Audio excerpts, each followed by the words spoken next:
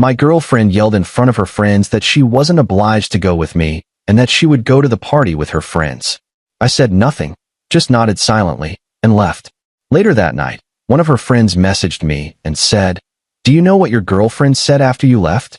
What she said next was surprising. I'm 27, been with Leah for 3 years. We met through mutual friends at a rooftop bar downtown, and honestly, the first year was incredible. She was spontaneous, fun, always dragging me to new restaurants or weekend trips. I'm more of a homebody. I work in software consulting, long hours, decent pay, but she brought balance to my life. Or so I thought. The problem started around month 18. Small things at first. She'd make plans without telling me, then get annoyed when I couldn't drop everything to join. She started going out more with her friend group, Taylor, Becca, and Nina, 3 women she'd known since college. I didn't mind at first. Everyone needs their friends. But it became every Thursday, every Friday, most Saturdays. When I'd suggest we do something together, she'd sigh like I was being clingy. Money became another issue around the same time. I'd always paid for most things, dinners, trips, her car insurance when she was between jobs last year. She worked in marketing, decent salary, but somehow always seemed broke by the 3rd week of each month. I never asked where her money went. I should have. The night everything changed was a Saturday in late September. There was this birthday party for one of her coworkers, someone I'd met maybe twice. Leah had mentioned it casually on Monday. Adrian's party is Saturday. Should be fun. I assumed we were going together. That's what couples do, right? Saturday afternoon. I'm getting ready. Nice jeans, button down. When Leah walks out of the bedroom in this short black dress I'd never seen before. She looks amazing, but something in her expression is already defensive. "You look great," I said. "What time are we leaving?" She didn't even look at me. Just grabbed her purse from the counter. "I'm meeting the girls there at 8. I blinked. "Wait, I thought we were going together?" I never said that. Her tone was sharp. "It's Adrian's party. I barely know him through work. You'd be bored. Then why am I dressed up?" She finally turned to face me, and there was this coldness in her eyes I'd never seen before. "I don't know, you tell me. Maybe you just assumed, like you always do." That stung, but I kept my voice calm. "Leah, I just thought." "Look," she cut me off. "I'm going with my friends. You can come if you really want to, but I'm not babysitting you all night." Something about the way she said babysitting made my stomach drop. Like I was a burden. An obligation she was tired of carrying. Before I could respond, her phone buzzed. She glanced at it and smiled. Actually smiled, then typed something back quickly. "The girls are waiting downstairs," she said, already heading for the door. "I'll see you later." I followed her to the hallway. "So that's it. You're just leaving." She stopped, hand on the doorknob, and turned back with this exasperated expression. "What do you want from me? A written invitation? I'm going out with my friends. You're not obligated to come, and I'm not obligated to take you everywhere." The way she said it, sharp, dismissive, felt like a slap. But what really broke something in me was realizing we weren't alone. The apartment door was open now, and standing in the hallway were Taylor, Becca, and Nina, all 3 staring at me. Taylor had this smirk on her face like she was enjoying the show. Leah didn't lower her voice. If anything, she got louder. "I'm not obligated to go with you, okay? I'm going to the party with my friends. If you can't handle that, that's your problem." The hallway was silent except for someone's TV playing faintly in the background. I just stood there, feeling like an idiot in my stupid button-down shirt, while her friends watched me get humiliated. I didn't argue, didn't yell back. I just nodded. Once. Then I turned around, walked back inside, and closed the door behind me. I heard them laughing as they walked toward the elevator. I spent that night on the couch, staring at my phone, feeling pathetic. I ordered pizza around 9, but couldn't eat more than 2 slices. My apartment, our apartment, felt suffocating. Every corner reminded me of her. The coffee maker she insisted we needed, but never used. The throw pillows she'd bought that I hated, but never said anything about. The framed photo of us from our trip to Portland, both smiling like we had everything figured out. Around midnight, I got a text from a number I didn't recognize. "Hey, it's Nina. Can we talk?" Nina was the quietest of Leah's friends. I'd always gotten the sense she didn't quite fit with Taylor and Becca.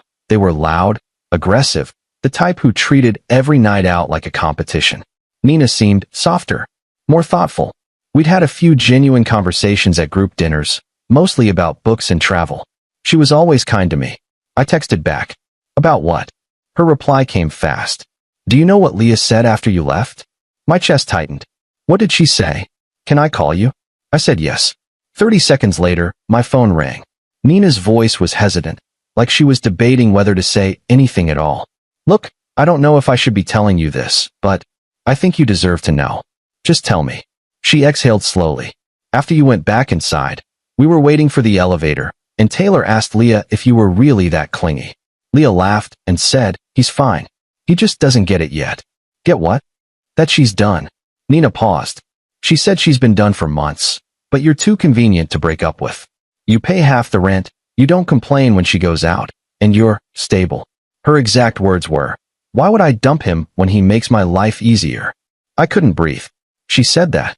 Yeah. And then Becca said something about how you're too nice, and how Leah should just enjoy it while it lasts. Taylor said you probably wouldn't even notice if she started seeing someone else because you're so oblivious. Wait. My voice cracked. Is she seeing someone else? Nina went quiet. That silence told me everything. Nina, is she? I don't know for sure, she said carefully. But there's this guy, Daniel. He works at the same company as Adrian. Leah's been talking to him a lot lately. At the party tonight, they were really close. Like, touching his arm, laughing at everything he said, sitting practically in his lap during beer pong. I don't know if anything's happened, but it didn't look innocent. I felt nauseous. Why are you telling me this? Because you're a good guy, Nina said softly. And you don't deserve to be treated like this. Leah's my friend, but what she's doing isn't right. I've been watching it happen for weeks now, and I couldn't stay quiet anymore. She's using you, and everyone can see it except you. How long? I asked. How long has this Daniel thing been going on? I don't know exactly. Maybe 2 months? I first noticed them talking a lot at a work happy hour in July. But tonight was different. Tonight she wasn't even trying to hide it. I didn't sleep that night.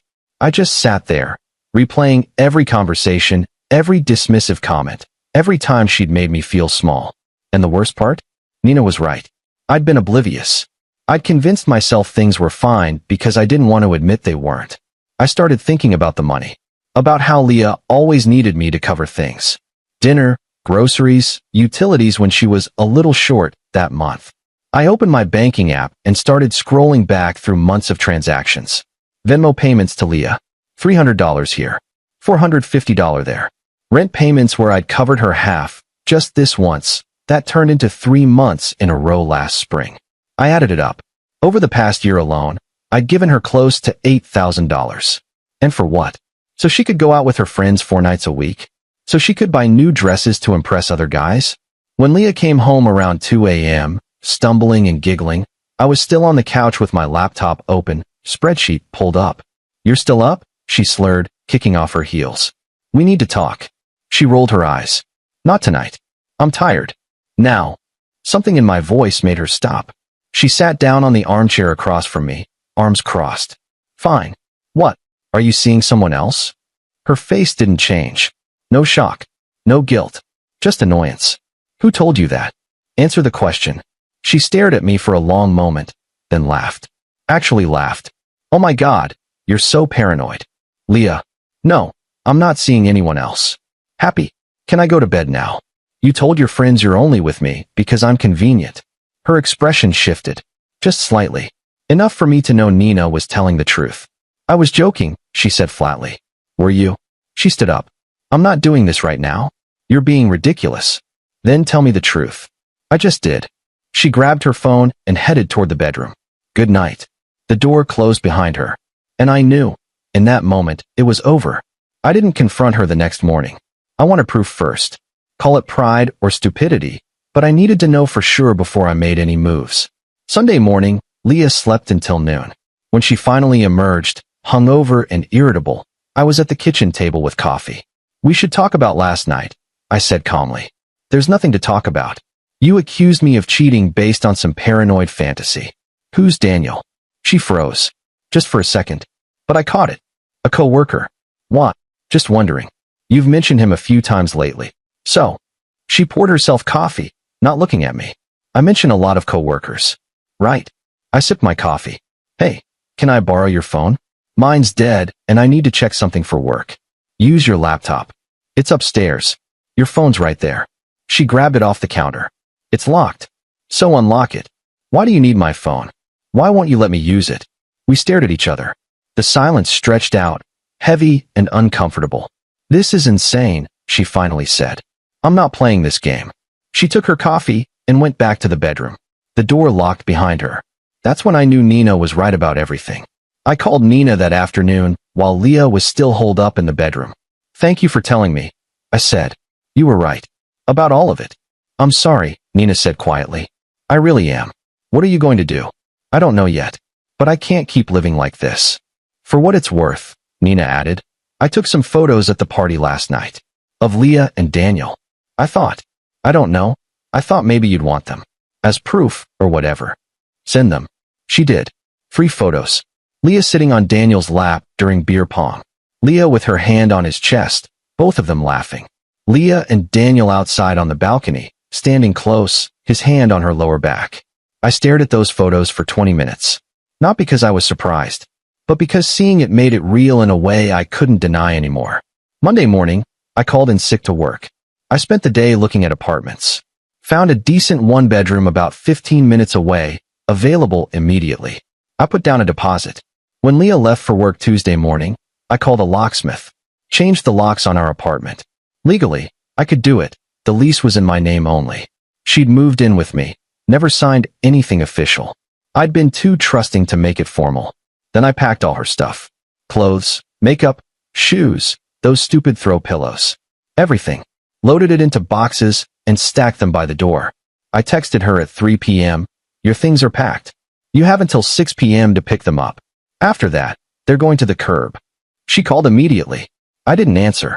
She texted, what the hell is wrong with you? I sent her the photos Nina had given me. She called again. Again, I didn't answer. At 5:30 p.m., she showed up with Taylor and Becca. I'd been watching through the peephole. I opened the door before she could knock. Are you serious right now? Leah's face was red, furious. Completely. You can't just kick me out. The lease is in my name. You don't live here legally. I can, and I am. Taylor stepped forward. You're such an asshole, says the person who encouraged her to use me. I looked at Leah. You've got your stuff? Leave. We need to talk about this, Leah said, her voice shifting to something softer, more manipulative. Baby, come on. Whatever you think happened. I know what happened. I know about Daniel. I know you've been using me for months. I know you think I'm too stupid to notice. Well, I noticed. Becca scoffed. You're acting like a child. Take the boxes and go. Now. Leah's eyes filled with tears. Fake ones.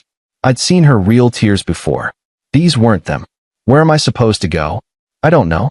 Daniel's place? I'm sure he'd love to help out. Her expression hardened. The mask dropped. You're going to regret this. I already regret the last 3 years. Taking my life back won't be one of them. They loaded the boxes into Taylor's car in silence. Leah turned back once, mouth open like she wanted to say something else, but I'd already closed the door. The next few weeks were quiet. I focused on work, on moving into my new place, on rebuilding routines that didn't involve her. Nina checked in regularly. We got coffee once, and she apologized again for not saying something sooner. I should have told you months ago, she said. I just didn't know how. You told me when it mattered. That's enough. She smiled sadly.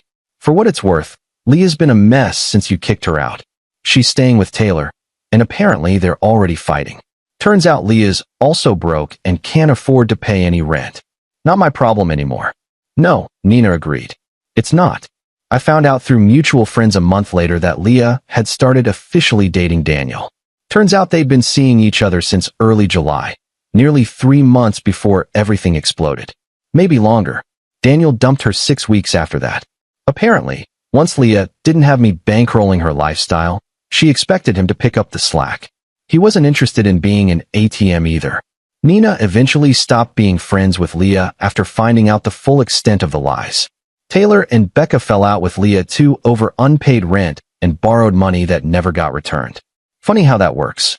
Last I heard, Leah moved back in with her parents in Michigan. I don't think about her much anymore. As for me, I'm doing better. Got my own place. Started going to the gym again. Reconnected with friends I'd neglected. Started dating again too. Casually, nothing serious yet. I'm in no rush. Some nights I still think about that hallway. About nodding silently while she humiliated me in front of her friends. And I'm glad I walked away when I did. Some people see kindness as weakness. Leah was one of them. I learned an expensive lesson, but at least I learned it before I wasted any more years. Edit 1. A few people asked if I ever confronted Daniel. I didn't. He wasn't the problem. She was. Besides, karma handled him just fine. Edit 2. For those wondering, yes, I got my name off the old lease and made sure she couldn't come after me for anything. Also kept records of all the money I'd given her over the years. My lawyer said if she ever tried to claim I owed her anything, I had proof of the opposite. Edit 3. Nina and I are still friends. Just friends. She's seeing someone now, seems happy. Sometimes good people get caught in bad friend groups. I'm glad she got out too.